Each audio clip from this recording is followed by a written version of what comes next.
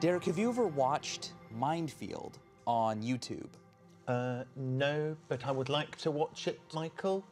Okay, so Mind Field has a theme song that I'd love for you to listen to see if you can play it for me on the piano. I would like to listen to it, Michael. All right, just load this up here.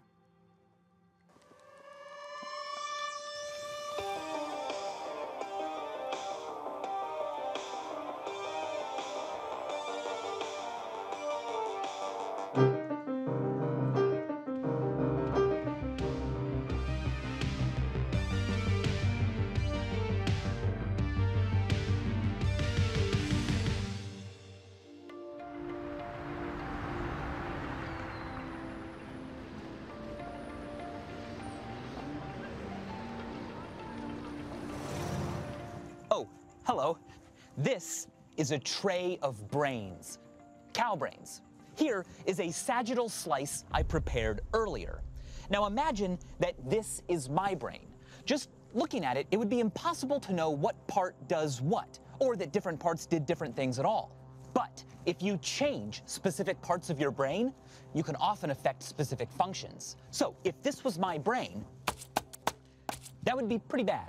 I would almost certainly have just become cortically blind. Of course, scientists can't go cutting and poking and stabbing people's brains to see how it affects their behavior. But they can study the behavior and abilities of people whose brains are different from neurotypical brains. For instance, in rare cases, people whose eyes function normally but who are blind due to damage to their visual cortex may experience the neurological phenomenon of blind sight, which allows them to sense and respond to objects they cannot see. Due to a brain injury, this patient is consciously blind on his right side. But while he sees nothing in his right field of vision, he is able to sense the presence and motion of an object he cannot see. You're moving it up and down. I'm aware of a motion, but that motion has no shape, no color, no depth, no form, no contrast. Blind sight is possible because besides the visual cortex, which is associated with conscious vision, there are other brain areas that get information from the eyes unconsciously. We have learned about this unconscious vision we all have because of blind sight. The study of divergent minds has revolutionized our understanding of the brain in ways that would not have been possible otherwise. People who differ from the norm expose elements of all our minds that we didn't even know were there.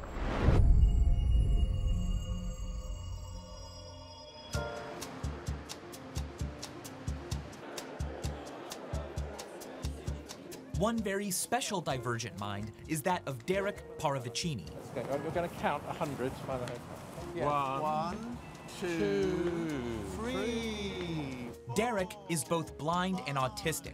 He's also a musical savant. Now for the live music you were promised. Meaning, despite severe cognitive and social impairments, his musical ability is far greater than what would be considered normal. And tonight, he's performing at the release party for his latest album. Derek possesses an incredible gift. He's performed all over the world and has become a symbol of success for other autistic individuals.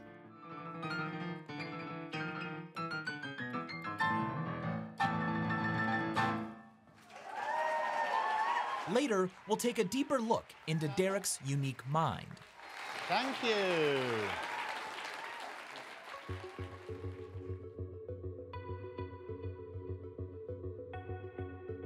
150 years ago, scientists still didn't know if different parts of the brain did different things. It was only by studying people with atypical minds that we discovered that there are different modules in the brain that have different functions. The first major discovery showing that the brain had these specialized modules was made by a doctor named Paul Broca in the 1800s. Broca had heard of a patient who had no problem understanding language, but who struggled to produce language. The only thing the patient could say was the sound ton, over and over. He would say ton, ton, ton, ton, ton, ton, ton, ton, ton, ton, ton. When the patient died, Broca performed an autopsy on him and found that the patient's brain had damage to a specific part of its left hemisphere. Broca concluded that this brain region, now called Broca's area, must be important for producing speech, but not for understanding speech. This language deficit, called Broca's aphasia, still affects hundreds of thousands of people who get strokes in the left side of their brain. A patient with Broca's aphasia can talk, but struggles to get the words out. So what's your name? Scott. Oh, no. Sarah Scott. That's right. And how old are you?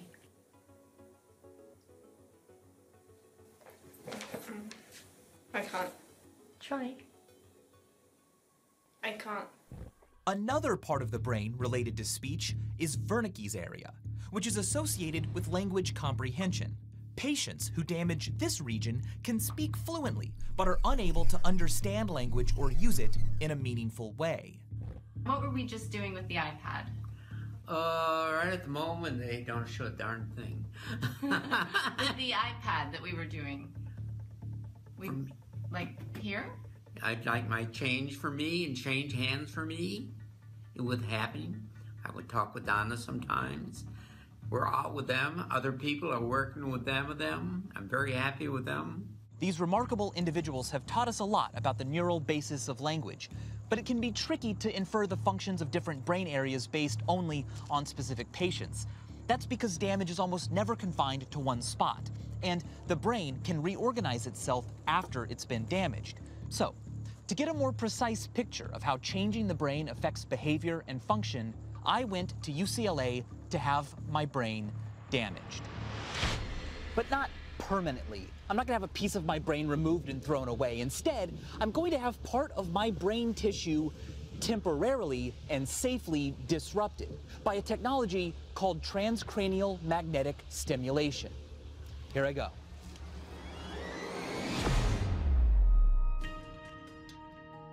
Usually I start by saying, I'm glad to be here. I'm medium to be here. I'm a little anxious about what's about to happen. Today, you're going to be giving me a brain lesion, temporarily, so I should cease to be able to produce words. Right. That actually just sounds very frightening. I like to be in control, especially of myself. Should I be worried? You shouldn't be worried because these kinds of stimulation that we do with TMS are not as dramatic as a brain lesion, and so sometimes they may even fail. Transcranial magnetic stimulation, or TMS for short, applies a strong magnetic pulse to one part of the brain, such as Broca's area. This briefly disrupts electric function in the part of the brain that is stimulated. It's like causing temporary brain damage, but as soon as the pulse is over, functioning goes back to normal. While it's not guaranteed that TMS will affect my ability to speak, Dr. Iacoboni has successfully stimulated Broca's aphasia on other test subjects. Transcranial magnetic stimulation, to see what happens when switching the tradition of studying individuals. Now it was time to have my speech disrupted. But to stimulate my Broca's area, first we had to find it using an MRI scan of my brain.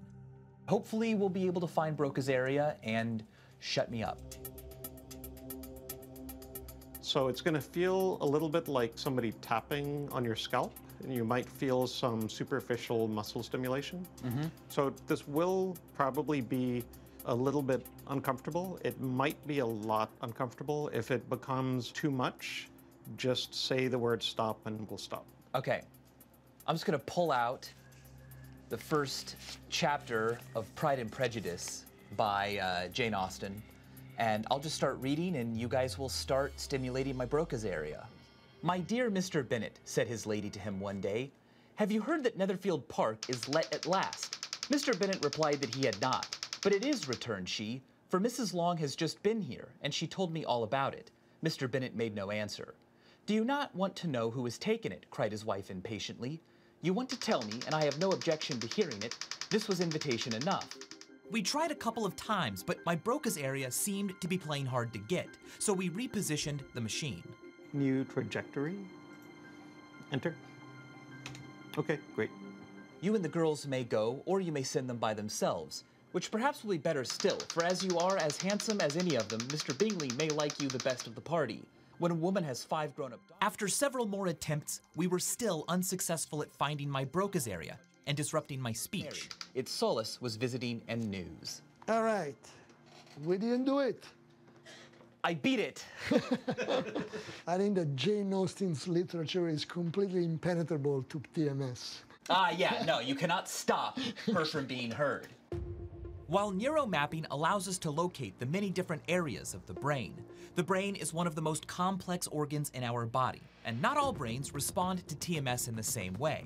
TMS didn't work on me this time, but different test subjects produce different results. In essence, is find out what. Okay, that's probably good for that. TMS is currently being evaluated to treat depression and certain types of brain damage. One day, it may even be used to reduce the effects of traumatic brain injury.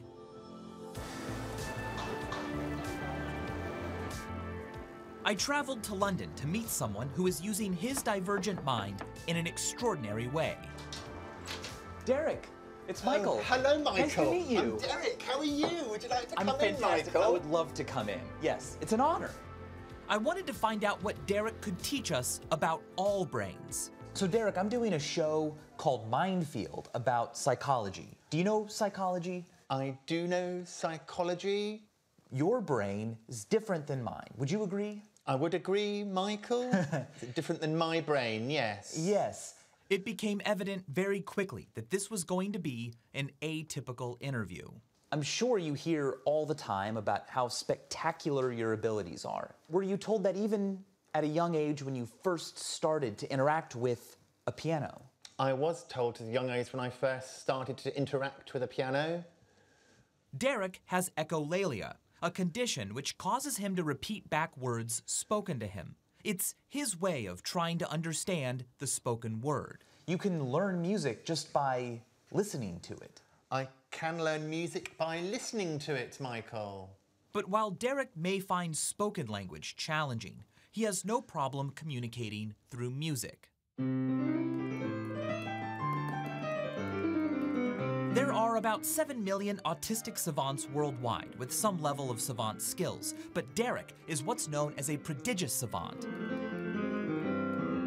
which means that his musical skills are so outstanding that they would be considered spectacular even for highly trained neurotypical musicians. There are probably fewer than 100 prodigious savants in the whole world. Derek Parvicini has a musicality that I think any performer would envy. What sort of music do you really love, Derek? Maybe pop music or...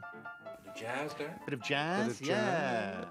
Since he was 5 years old, Derek has been mentored by Adam Ockelford. Through the door. Well done, Derek. Adam is a music psychologist, author, and professor at the University of Roehampton. That's your right hand. You do your left hand. Yeah. Go on.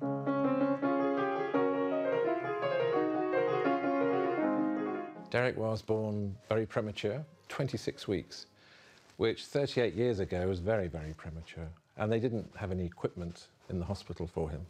So they rushed him to the nearest hospital that had an incubator. And Derek wasn't thought able to survive, and yet he did. He's such a fighter. Because of the circumstances of his birth and the impact of blindness and learning difficulties, his brain developed in a particular kind of way.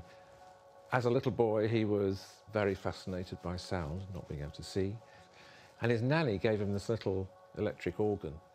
And that was like a eureka moment for him and the beginnings of his music processing ability. So things like language, things like perhaps understanding how people feel, these things are very difficult for Derek.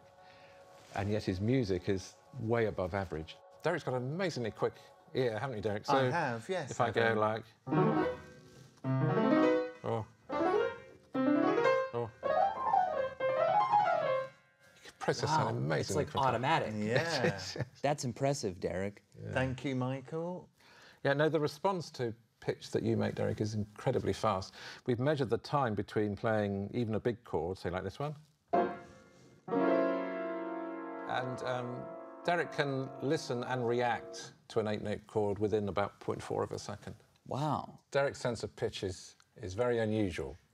It's also known as perfect. It is perfect. Something like 40% of babies born premature who lose their sight have perfect pitch, as opposed to about 1 in 10,000 in the neurotypical population. So you can see that the impact of not being able to see has a massive effect on the way the brain develops. And how does autism play into this? Well, autism is an added factor. Autism starts at very early in life, we know that. And in Derek's case, of course, when he came out of the incubator. And what autism tends to do is to give children this immense focus on the sheer quality of things, whether it's a sound or a colour or a scent. That's the quality that we all have as babies, that we experience the world in this sheer perception. Now, most babies very quickly come out of that. By 12, 18 months, they're starting to categorise things just to make sense of the amount of information that's coming in. So you're born and your body is like consuming all of this sense data raw. Yep. And then it learns that's crazy. We don't need to process every little detail. We only need to understand what's important or relevant.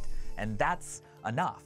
Yeah, it's called categorical perception, and that is a much more efficient way of processing information. And of course, that's why the brain does it. But autistic children, they hang on to those absolute qualities for longer. For people like Derek, he's not only got those fantastically vivid absolute memories, he's also learnt the rules of music, but it's built on this foundation of perceptual vividness that we can only grasp at.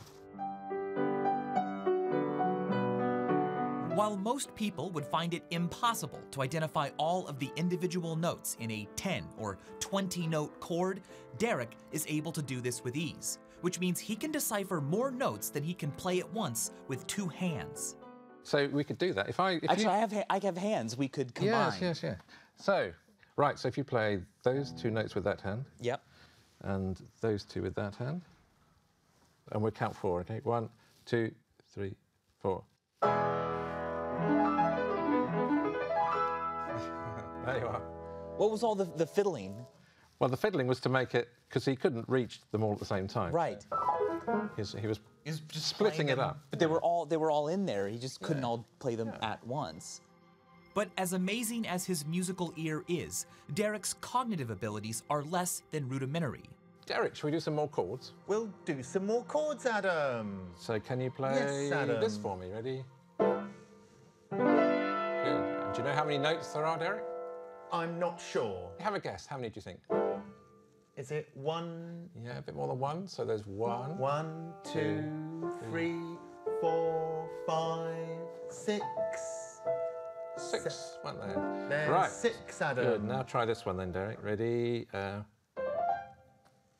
Is it 1 note, Adam? No, there are 5. 1, 2, 3, 4, 5. 1, 2, 3, 4, 5. It is 1, 2, 3, 4, 5, Adam. Tell me more about how limited Derek's everyday abilities are. Derek finds almost everything that you or I do without thinking really difficult. So self-care, things like getting dressed, getting washed in the morning are tricky for him. So all those things that we take for granted, he finds really difficult. Derek? Yes? We'll have to clean your mouth. Could you clean my mouth now, Cynthia? Yes. Can you come to the sink? I can come to the sink. And in fact, 38 years on, we're saying, well, does it really matter if Derek can't put his socks on himself? You know, there are other things in life. And yet, when he touches the piano, everything's reversed. So things that we would find inconceivably difficult, Derek does it as easy as breathing. And if you ask him, Derek, how do you do that? He has no idea, any more than you or I understand how we breathe or how we speak. It's purely intuitive. Yay, doubles.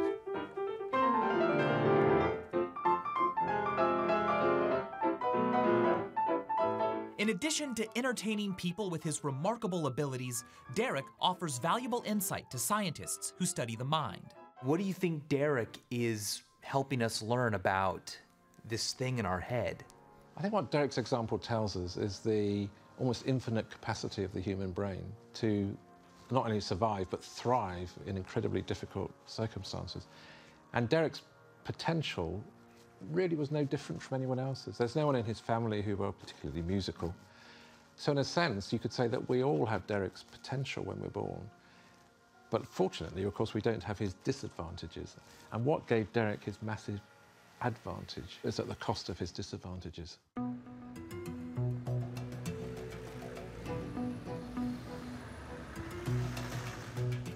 Autism still isn't well understood, One of many theories for the cause of autistic people's heightened sensory awareness is that it's at least partially due to an abnormality in the brain's left hemisphere, permitting a vast amount of sensory details to enter the brain's awareness.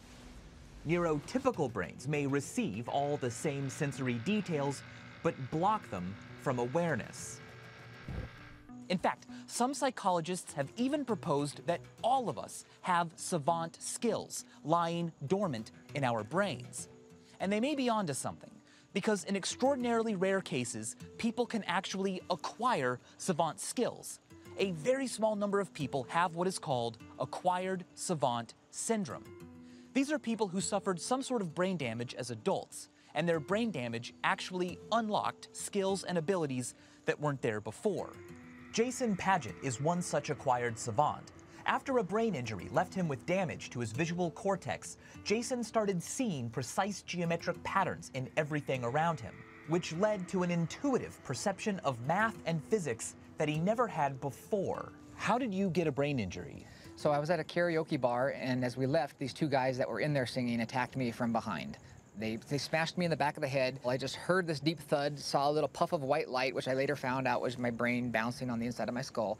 I didn't know where I was, how I got there, why I was being attacked. So now you have a kinetopsia, meaning you see the world now in frames. What does that mean? In discrete picture frames. When I say discretely, I mean seeing one picture and another picture. So imagine like anybody watching TV right now, they can hit pause and pause again and see the picture frame by frame by frame. It's just like that, but in real time. It also makes everything look slightly pixelated. So boundaries of objects don't look curved like smooth curves anymore. They look like they have these tiny little straight line edges. Are you seeing me that way right now? Yes. So like if you're not moving, it's more like a picture on a picture on a picture, so it's not nearly as profound. But when something moves like this, then it's much more profound.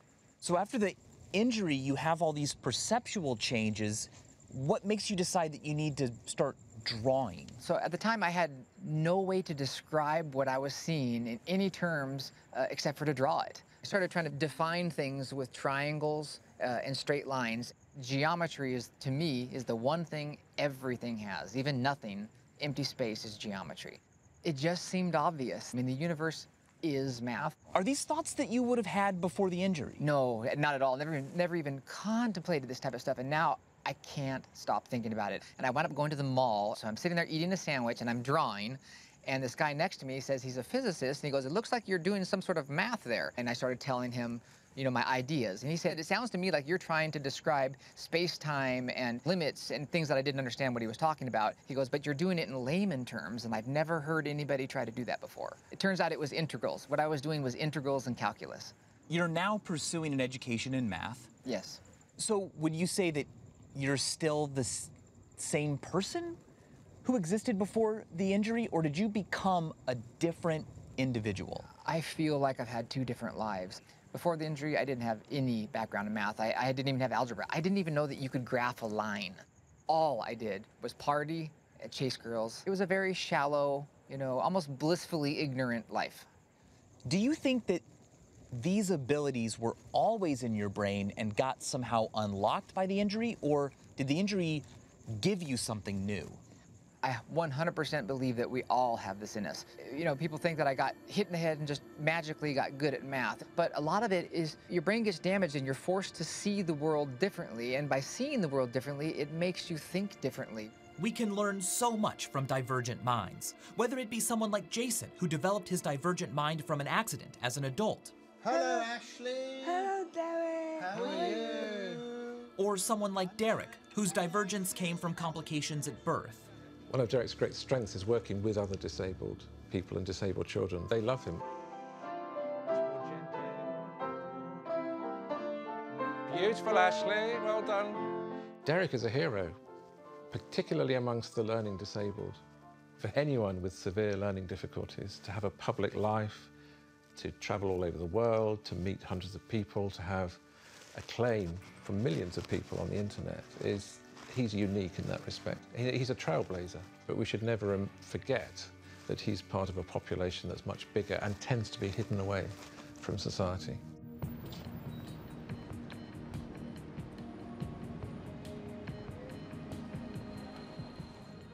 Derek raises important questions about the diversity of minds.